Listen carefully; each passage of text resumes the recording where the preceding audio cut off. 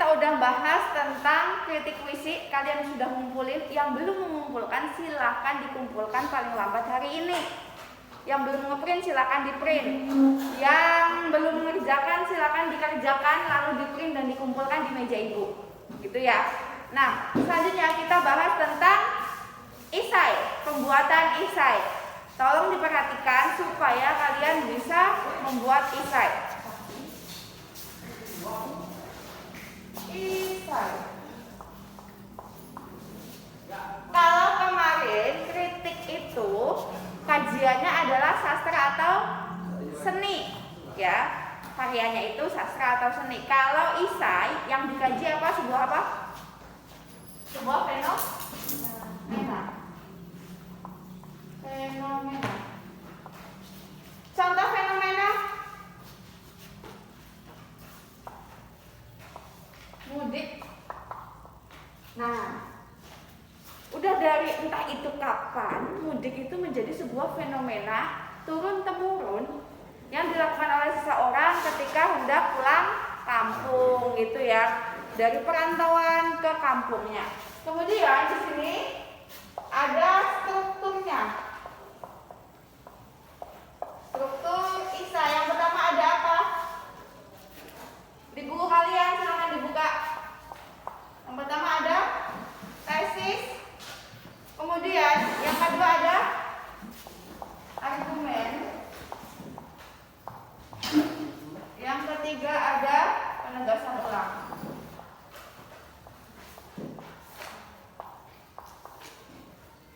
Oke, yang pertama yang dijelaskan adalah tesis. Apa itu tesis? Biasanya tesis itu ada di paragraf pertama. Isinya apa sih? Isinya itu hal umum. Tahu definisinya juga bisa. Hal umum atau definisi dari fenomena itu. Misalkan ibu contoh ya, ibu bikin esai, judulnya mudik yuk, gitu. Nah, paragraf pertama di tesis ngomongin apa? Mudik merupakan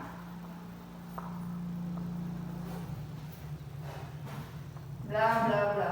Nah, definisi ini isinya ada apa aja? Biasanya ada kata adalah, terus iyalah, terus yaitu, satu lagi merupakan. Nah, definisi itu biasanya ada kata-kata itu. Di paragraf pertama kalian mau ngomongin tentang mudik itu apa sih gitu ya? Mudik merupakan suatu kegiatan yang dilakukan oleh seseorang yang hendak berpergian dari kota rantau ke kampung halamannya. Kemudian titik gitu ya. Nah, biasanya satu paragraf itu ada 3 kalimat minimal. Kalimat itu apa? Titik. Bahwa setiap ada titik itu adalah kalimat. Misalkan, mudik merupakan kegiatan yang dilakukan oleh seseorang dari kota rantaunya untuk pulang ke kampung halamannya. Titik. Itu satu kalimat. Kalimat selanjutnya, biasanya mudik dilakukan oleh seseorang itu pada saat bulan Ramadan atau bulan suci Ramadan, bulan Fitri gitu ya, Idul Fitri gitu, titik. Itu kalimat kedua. Nah, kalimat ketiga, akhir-akhir ini atau dewasa ini beberapa kasus terjadinya kecelakaan oleh pemudik, titik. Itu ada 3 titik, berarti ada 3 5. Itu udah jadi ini satu paragraf. Paham? Itu diisi dalam tesis, ya, hal-hal umum mengenai mudik. Kemudian argumen. Apa itu argumen? Pendapat. Pendapat ada di paragraf berapa? Bisa di paragraf 2, 3, 4 dan seterusnya. Terserah mau berapa paragraf gitu. Ya. Nah, isinya pendapat. Kalau pendapat berarti ini objektif atau subjektif? Kalau objektif itu ada di kritik. Nah, kritik objektif itu harus nyata. Apa adanya, tidak boleh dibuat-buat. Itu objektif. Nah, berarti kalau di isai berarti apa? Subjektif. Subjektif sesuai dengan pemikiran yang nulis isai itu. Paham? Sesuai ide-ide yang ada di otak kalian gitu. Nah, pendapatnya tentang mudik yuk. Tadi kan yang pertama paragraf 1 kan ngomongin tesisnya, hal-hal umum, definisi mudik dan lain sebagainya. Paragraf kedua ngomongin tentang misalkan tadi di paragraf 1 kan ngomongin tentang kecelakaan ya, kecelakaan saat mudik.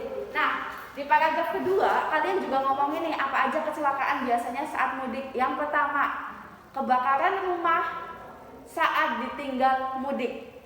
Nah, bagaimana supaya rumah aman ketika ditinggal mudik? Kemudian nanti ada 1, 2, 3. Misalkan 1, pastikan aliran listrik terputus. Yang kedua, pastikan rumah terkunci baik itu pintu maupun jendela. Yang ketiga, misalkan lagi apa lagi? Jangan meninggalkan makanan yang basah di rumah. Takutnya nanti ketika pulang balik lagi ke kotak atau udah belatungan, jadi sarang semut, sarang tawon dan lain sebagainya. Ya. Kemudian apa lagi? Itu paragraf kedua. Paragraf ketiga ngomongin kecelakaan yang ada di perjalanan. Pastikan ketika menggunakan mobil pribadi atau kendaraan pribadi, cek terlebih dahulu semuanya. Misalkan entah itu dari rodanya, entah itu dari mesinnya, pastikan sudah diservis dan aman untuk dikendarai sampai kampung halamannya dan lain sebagainya. Itu ada di paragraf kedua. Misalkan jangan membawa barang yang terlalu banyak. Kemudian apa lagi? Pastikan membawa uang itu secukupnya dan disimpan di tas yang paling dalam supaya terhindar dari pencopetan misalkan. Jangan menggunakan perhiasan yang berlebihan dan lain sebagainya. Itu di paragraf ketiga ya. Pertama tadi ngomongin tentang hal umum tentang mudik, yang kedua ngomongin tentang kecelakaan, kebakaran atau kemalingan yang ada di rumah ketika ditinggal mudik.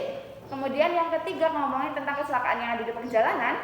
Kemudian paragraf yang keempat ini ngomongin tentang apa aja yang mau dilakukan ketika di kampung halaman atau bagaimana sih cara memanage uang ketika di kampung halaman. Sepengalaman ibu ketika mudik misalkan nih bawa duit 10 juta misal mudik nih. Nanti tuh ada aja pengen beliin ini buat ade, beliin ini buat ponakan, kasih THR dan lain sebagainya. Tahu-tahu duitnya habis sampai tempat rantaunya lagi bingung. Nah, bagaimana sih cara manage uang ketika di kampung halaman gitu misalkan? Boleh royal, tetapi ingat royal itu ada batasnya gitu misalkan. Itu paragraf keempat. Kemudian di penegasan ulang ngomongin apa ini? Kesimpulan ini ada di paragraf terakhir. Tergantung kalau yang sampai paragraf 4 berarti ini ya paragraf kelima gitu ya. Ini adalah strukturnya ya. Yang pertama ini ngomongin hal umum, definisi. Nanti paragraf selanjutnya ngomongin tentang pokok-pokok yang ada di pikiran kalian, ide-ide tentang mudik. Mudik kan paling menarik itu ketika sedang persiapan ketika mudik, kemudian sedang perjalanan ketika mudik. Itu adalah hal-hal yang menarik. Kembali lagi kalau isai berisikan fenomena, yaitu fenomena apa? Hal-hal yang menarik. Kalau nggak menarik orang nggak mau baca, gitu ya. Ini struktur. Ada yang ditanyakan? Paham? Kita lanjut ke penyusunan. Penyusunan isai. Perhatikan ya, biar nanti kalau pas menyusun isai bisa. Yang pertama ada apa? Di buku kalian? Penyusunan isai memiliki sudut pandang. Sudut pandang. Nah, sudut pandang itu apa sih? Penglihatan. Penglihatan. Apa yang lainnya? Sudut pandang. Gambaran. Kemudian apa lagi? Intinya sudut pandang ini ngomongin tentang kalian harus memiliki topiknya. Apa yang mau dibahas? Oke, kalau tadi Ibu topiknya tentang mudik. Paham? Kita keluarkan sudut pandang kita. Gambaran apa aja sih yang menarik tentang hal mudik? Nah, itu. Kemudian yang kedua apa? Setelah memiliki sudut pandang, kalian harus memiliki topik. Yang kedua, kalian harus mengumpulkan data. Mengumpulkan data. Contohnya tadi Ibu menjelaskan, misalkan kalian mau ngomongin tentang mudik ini ya, aman mudik gitu ya, mau aman mudik gitu misalkan. Yang pertama, paragraf 1 aku mau ngomongin apa ya? Oh, aku mau ngomongin tentang definisi mudik. Definisi mudik. Kemudian mau ngomongin apa lagi ya? Apa misalkan? Hal umum atau hal dasar tentang kecelakaan saat mudik misalkan.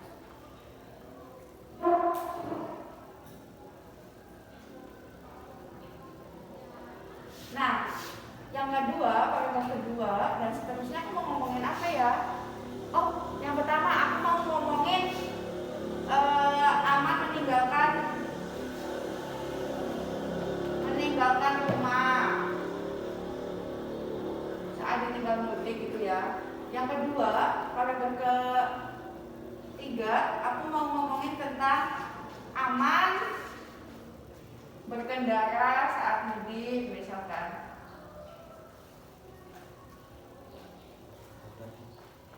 Kemudian paragraf keempat mau ngomongin apa ya? Aman memanage uang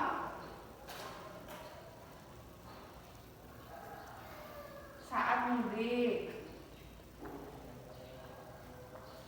Nah, kemudian paragraf kelima mau ngomongin apa ya? Kesimpulan.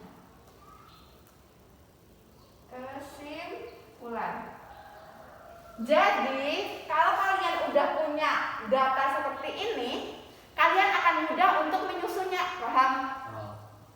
Jadi kalian tuh bikin kerangkanya dulu nih. Apa aja yang mau dibahas? Di paragraf 1 aku mau ngomongin apa ya? Paragraf 2 aku mau ngomongin apa ya gitu. Baru kalian susun. Itu akan lebih cepat. Gitu, paham? Sama kayak ini kan ada di tesis. Kemudian ini ada di argumen. Kemudian yang keempat ini, yang kelima ini ada di kesimpulan. Penegasan ulang atau kesimpulan. Paham? Kalian harus tahu itu. Kemudian yang ketiga ini ada apa? Setelah mengumpulkan data, memiliki sudut pandang atau menentukan topik, kemudian mengumpulkan data, kemudian yang ketiga ada mengumpulkan hal yang menarik. Mengumpulkan hal-hal yang menarik. Mengumpulkan hal yang menarik. Hal yang menarik dari mudik apa aja? Ya ini 3. Sebelum perjalanan mudik, kemudian di perjalanan dan sampainya di sana. Paham? Kalian harus tahu ini dulu. Cara penyusunannya seperti itu. Ada yang ditanyakan? Tidak? Yakin? Kalau disuruh menyusun paham? Insya Allah paham ya? Nah, ibu minta, karena minggu depan kan kalian ujian praktek. Nah, ujian prakteknya apa sih? Membacakan puisi yang kalian kritik. Yang belakang jangan tidur. Ayo bangun. Nah, membacakan puisi yang kalian kritik. Contohnya, kamu mengkritik apa? Puisi apa? Kabarkan padaku setelah mencintaimu atau tanah air mata? Setelah mencintaimu. Setelah mencintaimu. Berarti siapa namanya Randy? Randy nanti waktu ujian praktek membacakan puisi setelah mencintaimu. Paham? Paham. Contohnya, Firman, kamu menganalisis, mengkritik puisi apa? Kabarkan padaku, Man. Kabarkan padaku. Berarti Firman harus membacakan kabarkan padaku. Paham? Nah, kembali ke Isai dulu. Kalian, ibu kasih waktu sampai setelah ujian skripsi. Berarti minggu keberapa? Minggu depan ujian. Ujian skripsi. Ujian apa? Kakao. Ujian praktek keahlian ya. Minggu depan ujian praktek, kemudian minggu depannya kalian silahkan mengumpulkan isai. Atau misalnya ngomongin TikTok, fenomena TikTok sekarang dan lain sebagainya boleh. Nah, itu dikumpulkan adalah 2 minggu, 2 minggu yang akan datang. Paham? Kalau ada yang ditanyakan, kalian boleh WA ibu, boleh menghubungi ibu. Nah, selanjutnya ibu mau ngomongin tentang tadi ujian praktek. Contohnya, ini teks ya. Puisi setelah mencintaimu misalkan. Jangan kalian baca gini. Setelah mencintaimu aku pergi meninggalkan kotamu yang berdebu. Enggak seperti itu. Baca puisi tidak seperti itu ya. Yang dinilai apa aja? Baca. Intonasi. Intonasi itu apa? Tinggi rendahnya suara. Penjiwaan. Sama satunya lagi adalah artikulasi. Apa artikulasi? A, I, U, E, O nya harus jelas. Tidak boleh ngomongin setelah mencintaimu, ngomongnya setelah mencintaimu. Nggak jelas kan? Aku pergi. Gitu kan nggak jelas. Ya udah, setelah mencintaimu, aku pergi. Misalkan. Bacanya nggak boleh gini. Nggak boleh baca terus kayak gini. Jadi teksnya di sini baca itu sekilas-sekilas aja. Misalkan datang nih tak ke ruangan. Assalamualaikum warahmatullahi wabarakatuh. Perkenalkan saya Randy misalkan. Dari kelas 12 TKJB. Di sini saya akan membacakan puisi berjudul Setelah Mencintaimu karya Asep Zamzam Nur. Kemudian misalkan maju ya. Setelah mencintaimu aku pergi. Nggak perlu setelah mencintaimu aku pergi. Itu nggak perlu ya. Nggak perlu yang kayak gini. Jadi kalau mau ngomongin aku ya akunya cukup gini, nggak boleh gitu, nggak perlu lah. Itu menjiwai banget nggak? Tapi berlebihan ya. Kayak misalkan mau ngomongin tanah, air, mata gitu kan, nggak perlu tanah gitu tuh, nggak perlu. Boleh menggunakan tangan, boleh menggunakan kaki, tapi tidak boleh berlebihan. Nggak boleh gitu tuh lebay gitu ya. Bacanya tuh sekilas, jadi nggak boleh baca terus gitu. Paham? Itu ujian prakteknya minggu depan. Yang menilai siapa? Ibu dan Bu Dewi. Ya? Ada yang ditanyakan? Aman? Bu, kalau esainya dikerjakan sekarang bisa nggak? Boleh. Isai mau dikerjakan sekarang, dikumpulkan secepatnya atau dikumpulkan minggu depan? Boleh. Batas maksimal adalah pertemuan selanjutnya setelah ujian praktek. Ini di print atau ditulis ya? Silakan ini diketik dan di-share atau dikumpulkan di classroom aja. Ya. Nanti ibu pilih siapa-siapa yang menurut ibu paling bagus, bisa tuh dipasang di mading. Isai. Paham? Ada yang ditanyakan? Tidak. Kalau tidak ada ibu cukupkan. Apabila ada kesalahan ibu mohon maaf. Sekian, wassalamualaikum warahmatullahi wabarakatuh. Kelihatan nggak ya tadi?